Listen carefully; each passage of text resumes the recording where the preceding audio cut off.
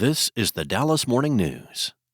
It's Monday, June 9th. Expect some thunderstorms in the Dallas-Fort Worth area this morning, and when those move out in the early afternoon, it will be a mix of sun and clouds and will warm up to 91.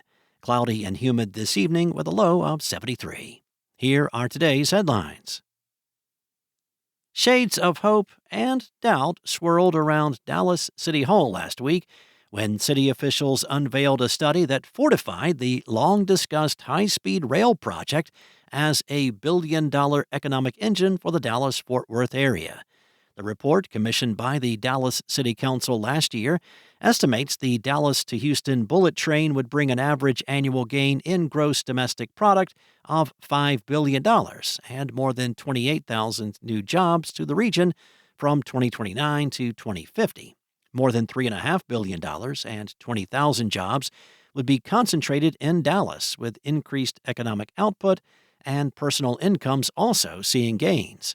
The estimates are based on an assumed 4.3 million annual riders, but Dallas leaders have expressed doubt the region would realize the purported benefits after the U.S. Department of Transportation terminated a $63.9 million grant for the project, which is led by private entity Texas Central.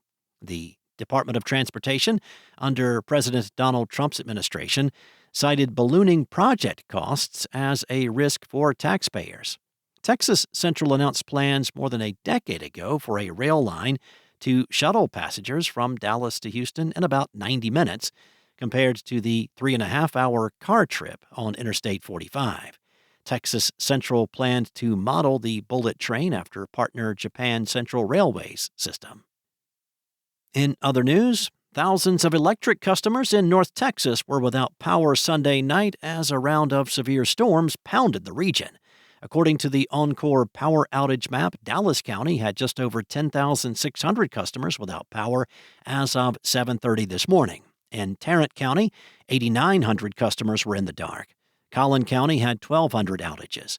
Encore officials said in an email Sunday night, Encore team members, contractors, and vegetation management crews have been activated and are ready to respond to any necessary restoration work as soon as weather conditions safely allow. The strong line of storms brought winds of up to 70 miles per hour, torrential downpours, thunder, and lightning to the region. There were, however, no immediate reports of injuries or storm damage in Dallas-Fort Worth. Next up, 3 people were wounded Saturday in a shooting outside a Waffle House in Irving. Officers were dispatched about 6:15 a.m. to the 2000 block of East State Highway 356 near Fleming Avenue, where police said they found 3 people had been shot in the restaurant's parking lot. The victims, who were not publicly identified, were taken to the hospital. According to police, 2 of the victims sustained non-life-threatening injuries, while the third suffered a more serious injury. Police said Sunday they were searching for multiple suspects who fled the scene in a vehicle, but do not believe there is any ongoing threat to the public. No additional information about the shooting or potential suspects was immediately available. And a Dallas County jury awarded $9.45 million to a man who suffered injuries at Hotel Crescent Court while walking his dog.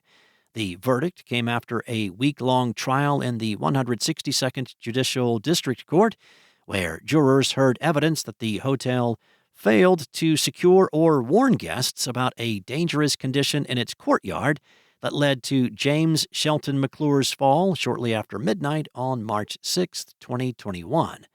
According to the lawsuit, the 74-year-old McClure and his wife were guests at the hotel in the wake of damage caused to their home by the historic winter storm in February 2021, which brought below-freezing temperatures and icy conditions that crippled the state's power grid, leaving millions of residents without electricity. While the McClures were walking their dog in the hotel's courtyard, McClure unknowingly stepped into an empty fountain basin that sits level with the concrete surface. The basin, approximately 2 feet deep, had been drained of water due to the freezing conditions. The area was unlit and lacked safety cones, barriers, or warning signs indicating the presence of the drop-off. As a result of the fall, McClure suffered orthopedic and neurological injuries. Thanks for listening. For more on today's stories and the latest breaking news, visit dallasnews.com. Enjoy your day, and I'll be back tomorrow with more from the Dallas Morning News.